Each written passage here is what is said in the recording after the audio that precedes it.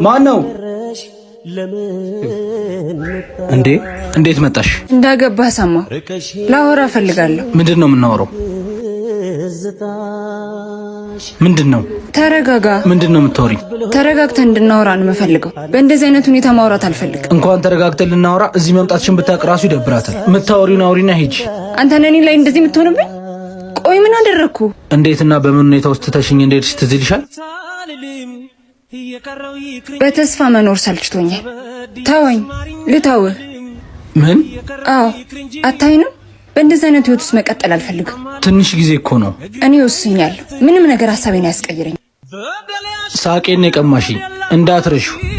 እንደዛ ተሽኝ ሄደሽ ምን መብት ኖሮሽ ነው ቤቴ የምትመጪው? ምንስ ነው እንዳወራሽ የምትፈልጊው? ቢሆንም ለአንተ ብዙ ሆኛለሁ፣ ደክም ያለው እኔ ደከምኩበትን ደግሞ ማንም መጥቶ እንዲወስዱ አልፈቅድም። አንቺ ብዙ ያልገባሽ ነገር አለ። ምንድን ነው ያልገባኝ? እሱን የማስረዳበት ጊዜ የለኝም። ግን የተከለ ሳይሆን የጠበቀ ነው ፍሬው የሚበላው። ከቻልሽ ሁለተኛ እንዳትመጪ። አቤት ንግግር! በቃ እንዲህ እኮ ነው ስርጠት